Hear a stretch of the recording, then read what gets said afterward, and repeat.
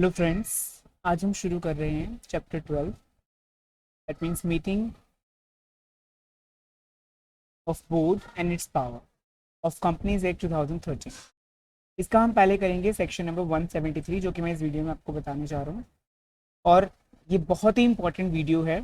इसमें हम बताने जा रहे हैं कि मीटिंग ऑफ बोर्ड कैसे कन्वीन होती है, या कितनी मीटिंग्स होती हैं, कैसे नोटिस दिया जाता है, इन सब कुछ इससे रिलेटेड प्रोविजन हम लोग पढ़ेंगे। तो इस सेक्शन में मैंने एक समरी प्रिपेयर की है, जिसमें मैं आपको बताने जा रहा हूँ कि इस सेक्शन में टोटल 5 सबसेक्शंस हैं और किस सेक्शन में कितने प्रोवाइजोज हैं उसके बारे में भी मैं आपसे डिस्कस करूँगा। तो सबसेक्शन 1 के अंदर एक ही प्रोवाइजो है। प्रोवाइजो का मतलब ये नहीं होता कि हमेशा एक्सेप्शन लोग समझते हैं कि proviso is exception. That here proviso doesn't mean exception. Proviso sometimes means explanation to the section और subsections. So, in this context, we will understand how proviso explains the particular condition of the section. Therefore, अब यहाँ पर हम देखेंगे कि इस subsection 1 के अंदर जो प्रोवाइजो है वो क्या कहता है। पहले आप लोग एक सेक्शन पढ़ते हैं, सेक्शन का सबसेक्शन क्या कह रहा है, पहले उसके बारे में हम लोग बहुत डिटेल में जाके पढ़ते हैं कि क्या सबसेक्शन कह रहा है, और उसके बाद में हम लोग डिटेल में पढ़ते हैं कि प्रोवाइजो क्या कह रहा है। प्रोवाइजो कभी कभी एक्सेप्शन बताता है, कभी कभी प्रोवाइजो एग्जाम्पशंस बताता है, कभी कभी प्रोवाइजो एक्सप्लेन करता है कुछ कंडीशन को। ऐसे ही हमारा सबसेक्शन नंबर 2 है, जिसके अंदर 2 प्रोवाइजोज हैं, एंड मतलब कि 2 कंडीशन या 2 एग्जाम्पशन होंगी। सिमिलरली हमारा जो सेक्शन 173 का सबसेक्शन 3 है, उसके अंदर भी 2 प्रोवाइजोज हैं। एंड सेक्शन 173 सबसेक्शन 4 के अंदर कोई प्रोवाइजो नहीं है, क्योंकि ये पेनल्टी का है। And finally we have 1 proviso in the subsection number 5। तो हम लोग पढ़ रहे हैं सबसे पहला सबसेक्शन 1। सबसेक्शन 1 जो है वो हमको बताता है कि मिनिमम कितनी नंबर ऑफ बोर्ड मीटिंग्स होनी चाहिए। Minimum number of board meetings के बारे में ये सेक्शन डिस्कस करता है। ठीक है, इसके अंदर सबसे पहले हम जानेंगे कि जब कंपनी सबसे पहली बार इनकॉर्पोरेट होती है, फर्स्ट टाइम जब एक कंपनी मतलब पहली बार इनकॉर्पोरेट होगी, मतलब कि कंपनी अभी अभी इनकॉर्पोरेट हुई है। तो जब भी कंपनी इनकॉर्पोरेट होगी तो वो अपनी डेट ऑफ इनकॉर्पोरेशन से 30 दिन के अंदर अंदर विद इन 30 डेज अपनी फर्स्ट बोर्ड मीटिंग कन्वीन करेगी, अपनी फर्स्ट बोर्ड मीटिंग कॉल करेगी। ठीक है, उसके बाद डेट ऑफ इनकॉर्पोरेशन के बाद वो हर साल इन एवरी ईयर, सबसेक्शन में वर्ड लिखा हुआ है एवरी ईयर, यहाँ पे कोई ऐसा वर्ड नहीं लिखा हुआ कि ये एवरी फाइनेंशियल ईयर या एवरी अकाउंटिंग ईयर या फिर एवरी कैलेंडर ईयर। तो हम इसको क्या माने, क्योंकि लॉ के एक वर्ड को समझ के हमें चलना है, तो ये देखना पड़ेगा कि हर साल एवरी ईयर जो बोर्ड ऑफ डायरेक्टर्स हैं, every year the board of director कम से कम मिनिमम 4 बोर्ड मीटिंग्स तो कॉल करेंगे ही करेंगे। यहाँ पर मिनिमम वर्ड लिखा है, ना कि एटलीस्ट। जो एग्जैक्टली लॉ के अंदर लिखा हुआ है मैं आपको वही बता रहा हूँ कि वो मिनिमम 4 बोर्ड मीटिंग्स करेंगे। एंड जिसके अंदर ये बात लिखी हुई है कि इस तरीके से बोर्ड मीटिंग कन्वीन करेंगे, इस तरीके से बोर्ड मीटिंग बुलाएंगे कि 2 बोर्ड मीटिंग के बीच में 120 डेज से ज़्यादा का गैप नहीं होना चाहिए। 120 डेज का गैप नहीं होना चाहिए, ठीक है ना। Not more than 120 days shall intervene, okay, between 2 board meetings। 2 board meetings के बीच में कभी भी 120 डेज से ज़्यादा का गैप नहीं होना चाहिए।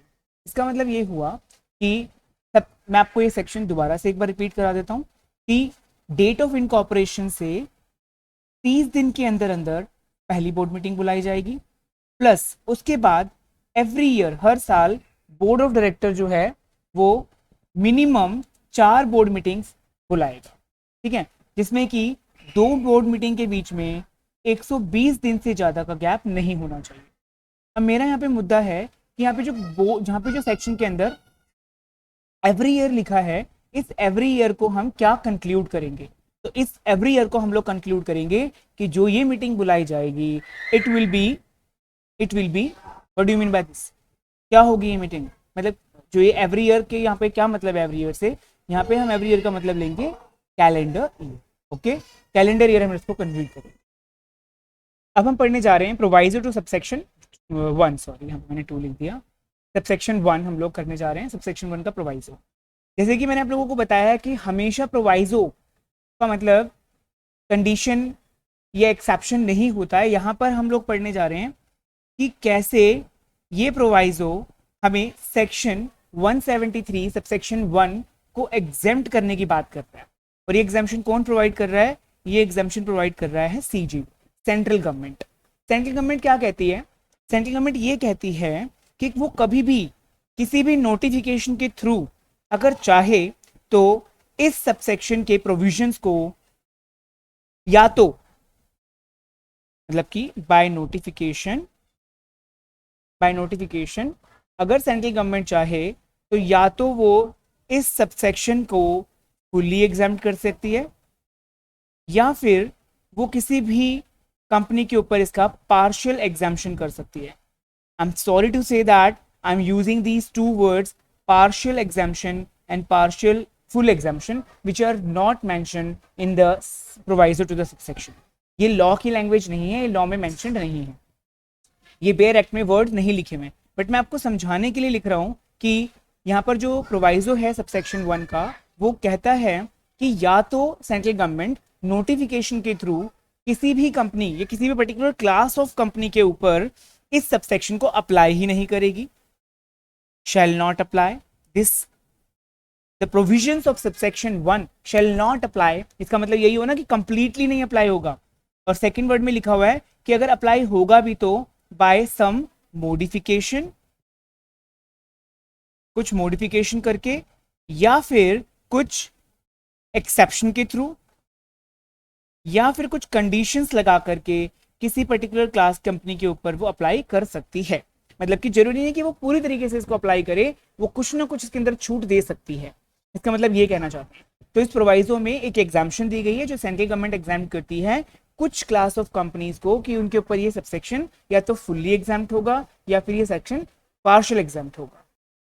अभी हम करेंगे सबसेक्शन नंबर 2। कहने का मतलब है हम लोग कर रहे हैं सेक्शन नंबर 173 सबसेक्शन नंबर 2। ये सेक्शन जो है एक्सप्लेन करता है manner of participation of director. ये डायरेक्टर के पार्टिसिपेशन की बातें करता है। ये सबसेक्शन कहता है कि जो डायरेक्टर्स हैं वो मीटिंग में प्रेजेंट होंगे,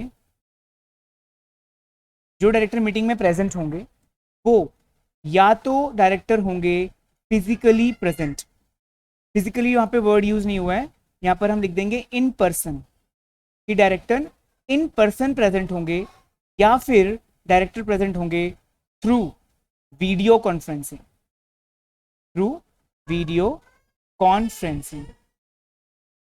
ओके, वीडियो कॉन्फ्रेंसिंग। या फिर इसी में एक और वर्ड आ जाता है अदर ऑडियो विजुअल मीन्स। तो मतलब ये है कि या तो डायरेक्टर खुद पर्सनली वहां जाके प्रेजेंट हो या फिर वो वीडियो कॉन्फ्रेंसिंग के थ्रू या फिर अदर ऑडियो विजुअल मीन के थ्रू भी मीटिंग में प्रेजेंट हो सकता है। बट अगर वो पर्सन में प्रेजेंट है तो कोई दिक्कत नहीं है, बट अगर वो अदर ऑडियो विजुअल मीन या वीडियो कॉन्फ्रेंसिंग के थ्रू अटेंड कर रहा है मीटिंग को तो, और ये बात भी गवर्नमेंट ने कहा है कि एज मे बी प्रिस्क्राइब्ड, मतलब गवर्नमेंट बताएगी कि कैसे होना चाहिए। ये नहीं कि कोई भी कंपनी अपनी मर्जी से कैसे भी जो है वीडियो कॉन्फ्रेंसिंग करवाने लग जाए या गूगल मीट पे बोले, जूम पर बोले, जिस तरीके से भी बोलेगी वो एज में प्रिस्क्राइब। जहां पर भी आपको एक्ट के अंदर ये एज में प्रिस्क्राइब्ड वर्ड लिखा हुआ मिलता है, इसका मतलब होता है कि उस चीज में गवर्नमेंट आपको रूल की तरफ इशारा कर रही है।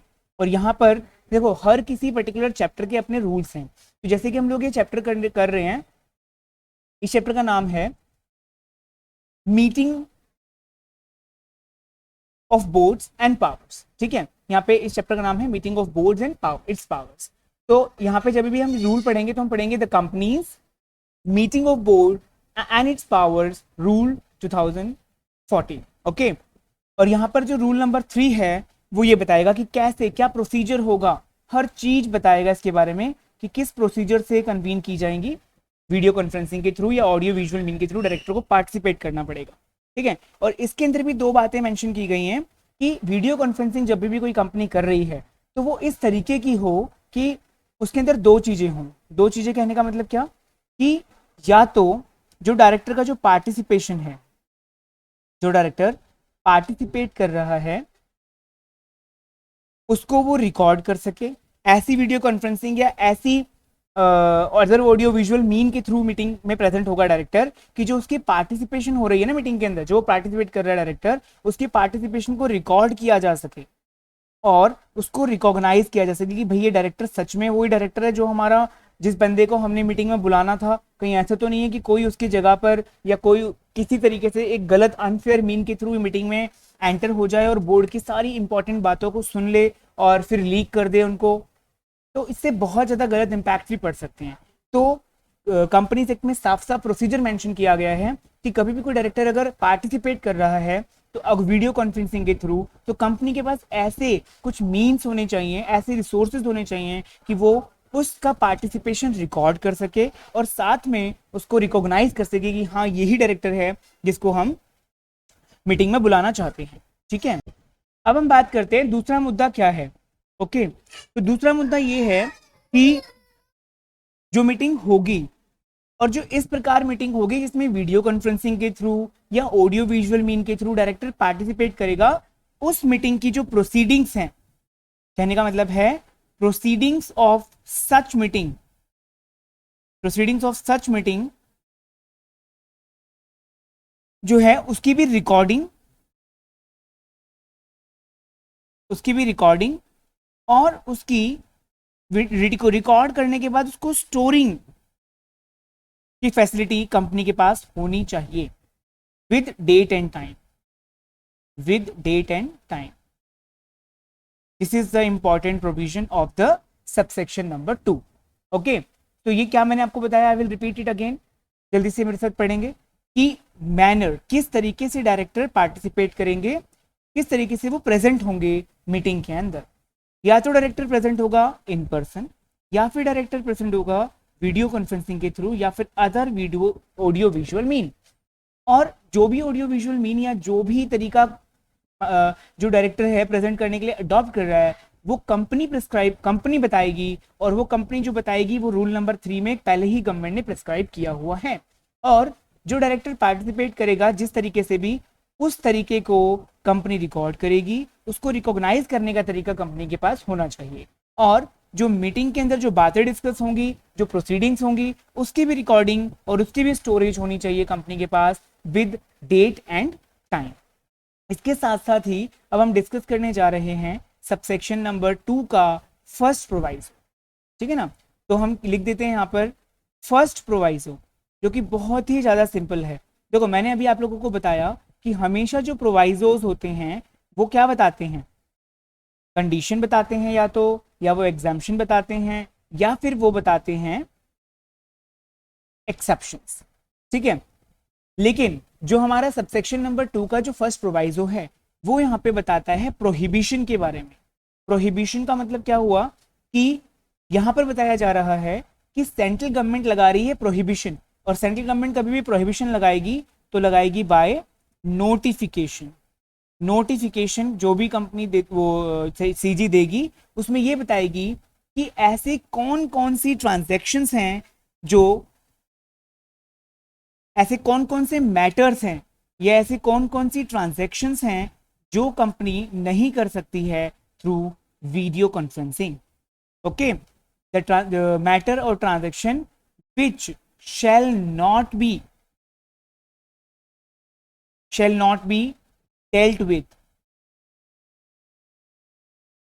with in a meeting through video conferencing, मैं यहाँ पे शॉर्ट में लिख दूंगा वीडियो कॉन्फ्रेंसिंग, या फिर अदर ऑडियो विजुअल मोड या मीन, ठीक है ना।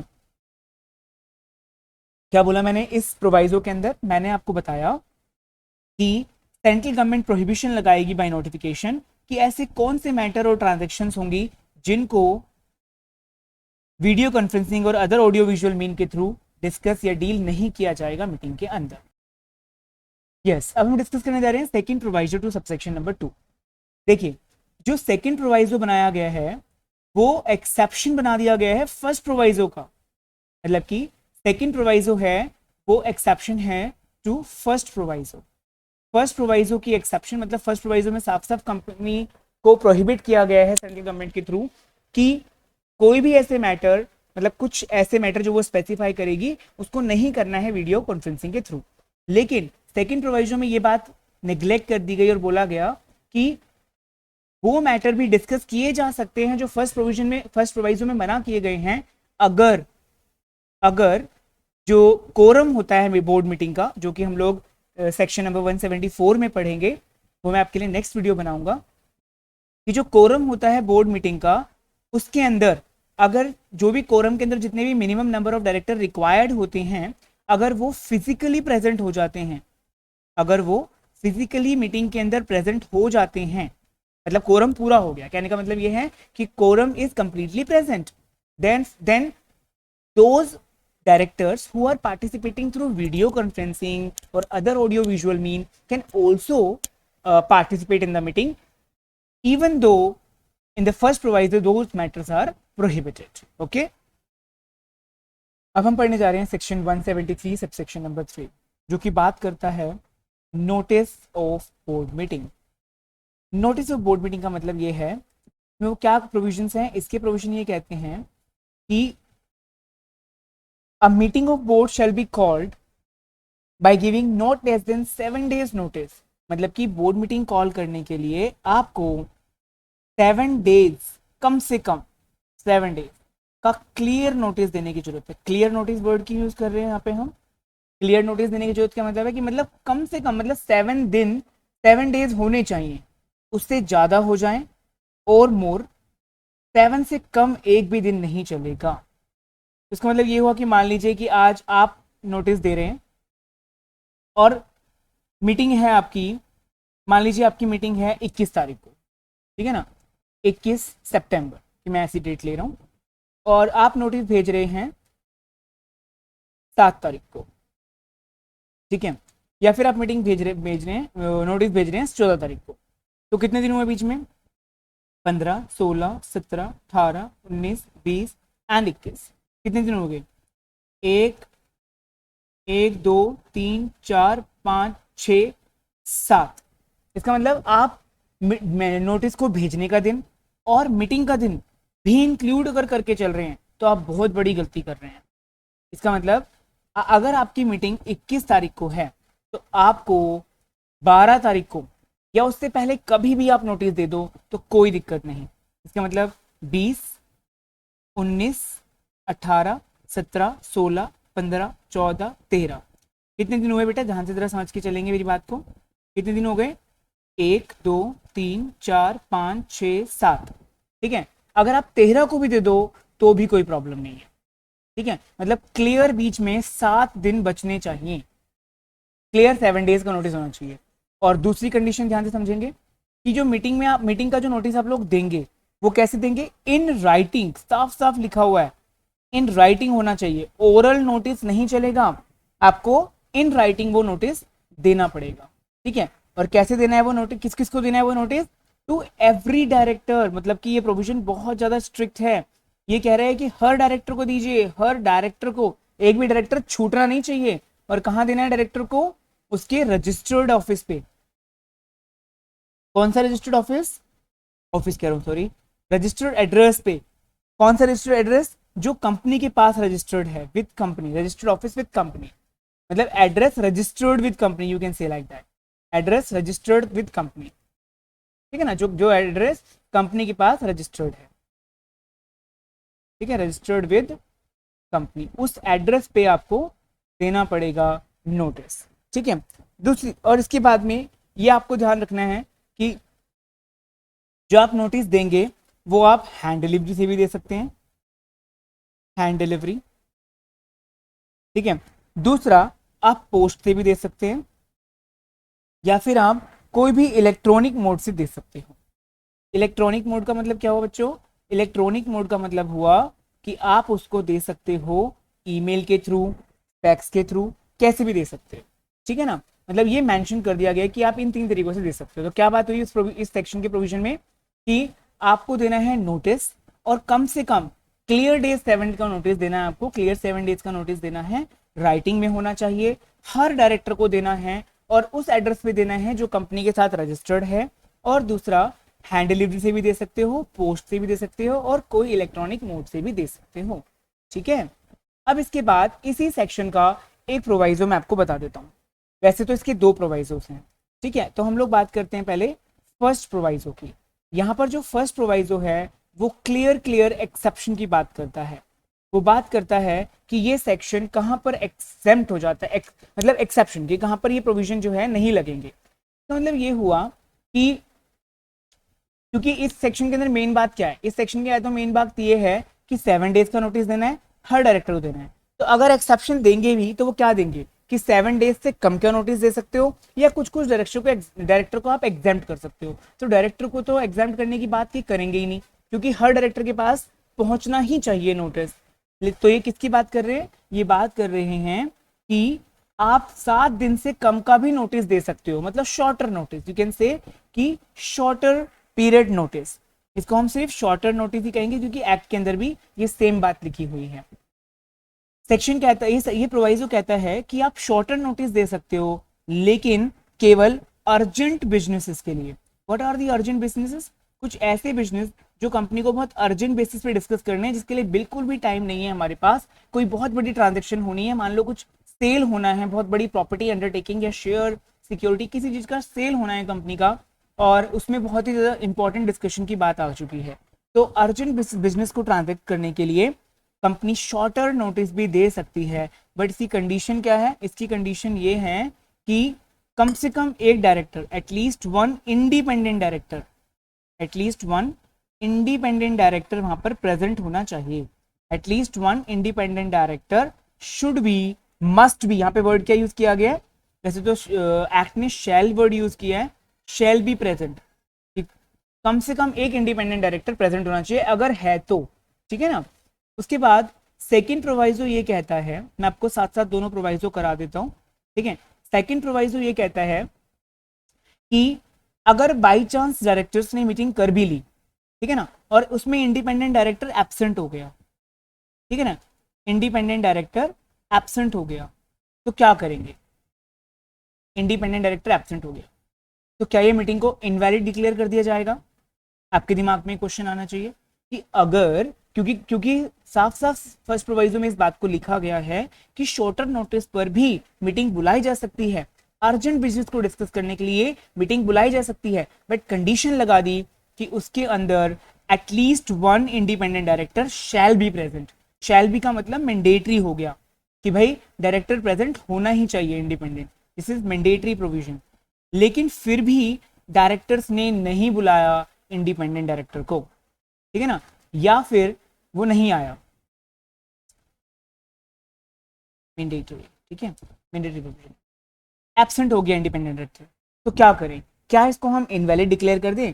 नहीं, बट कंडीशन ये लगा दी इसके ऊपर भी सेकंड प्रोवाइजो के अंदर कि अगर इंडिपेंडेंट डायरेक्टर प्रेजेंट नहीं भी है तो कंपनी के ऊपर एक रिस्पॉन्सिबिलिटी डाल दी कि जो भी डिसीजन उसने मीटिंग के अंदर लिए हैं, decision taken in the meeting, अगर जो भी डिसीजन उसने मीटिंग के अंदर लिए हैं वो सारे के सारे डिसीजन, पहली बात तो वो सभी डायरेक्टर्स को, ऑल डायरेक्टर्स को क्या करे? सर्कुलेट करे, सभी डायरेक्टर्स को वो डिसीजन सर्कुलेट करें, ठीक है ना, पहली कंडीशन।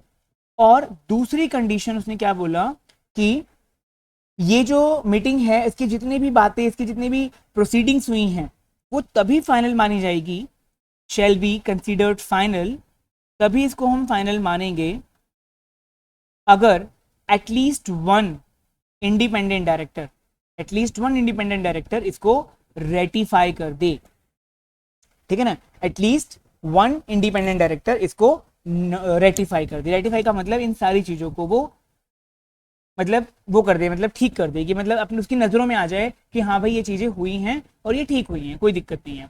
अगर वो इन चीजों को अप्रूव कर देता है then there is no problem, ठीक है। इसके बाद ही हम लोग फटाफट से डिस्कस कर लेते हैं सेक्शन का चौथा subsection, that is 173 subsection number 4। Subsection number 4 में कुछ नहीं है, सिर्फ पेनल्टी की बात की गई है कि क्या पेनल्टीज लगेंगी अगर डायरेक्टर या कोई भी ऑफिसर इस प्रोविजन को कॉन्ट्राविन करता है। ठीक है, तो इसमें बोला गया कि every officer of the company जिसकी ड्यूटी थी कि वो नोटिस दे इस सेक्शन के अंदर, ठीक है ना, एवरी किसकी बात की जा रही है, एवरी ऑफिसर जो रिस्पॉन्सिबल था,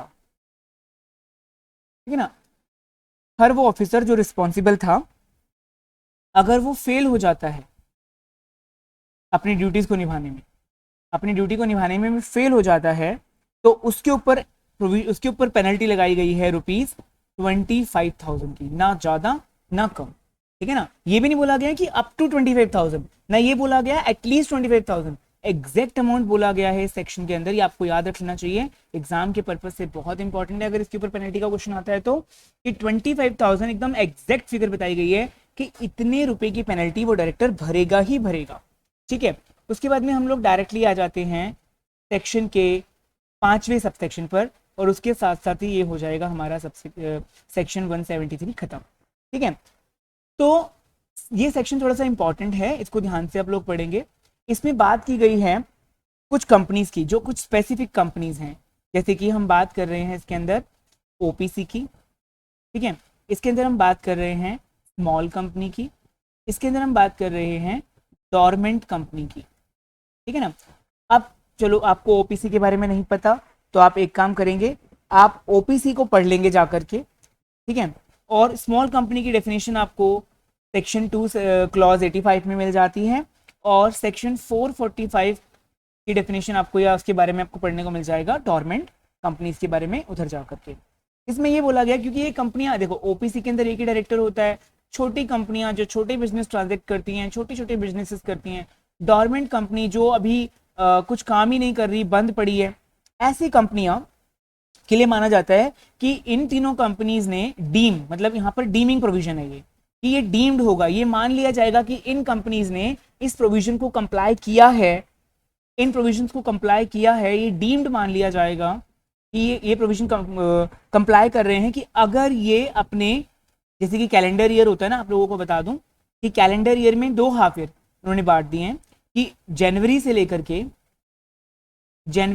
के जून तक की बात कर लेते हैं, और जुलाई से लेकर के दिसंबर की बात कर लेते हैं। इन्होंने क्या बोला कि अगर वो इस पीरियड में एक मीटिंग बुला ले,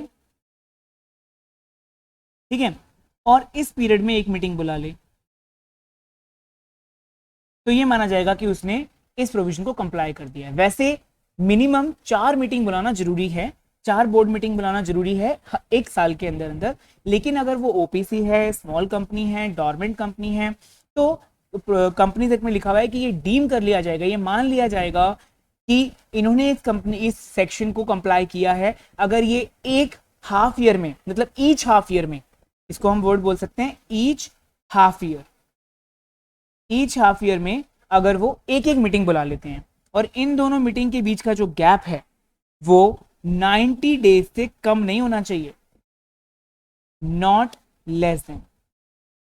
ये नहीं है कि एक मीटिंग आपने जून में बुला ली और एक मीटिंग आपने जुलाई में बुला ली, ऐसा नहीं है। कम से कम गैप जो होना चाहिए वो कितना होना चाहिए, 90 दिन का तो गैप होना चाहिए। कहीं आप सिर्फ दिखावे के लिए एक मीटिंग आज बुला लो, एक मीटिंग कल बुला लो, मतलब एक 30 जून को बुला लो और एक 1 जुलाई को मीटिंग बुला लो, और बस आपने बोला कि चलो यार हम डिस्कस क्या करना है, छोटी बस कंपनी का एक प्रोविजन है, हमें इसको कंप्लाई करना है, जल्दी से करके छुट्टी करते हैं, ऐसा नहीं करना है। तो कंपनी एक्ट में बोला है कि अगर हम आपको इतना हम आपको ढील दे रहे हैं तो आपको इतनी भी ढील नहीं करनी है कि आप 90 दिन का भी दिन वेट ना करें, आप कम से कम एक मीटिंग बुला के 90 डेज के बाद दूसरी मीटिंग बुलाएं, तभी हम इस प्रोविजन को करेक्ट मानेंगे।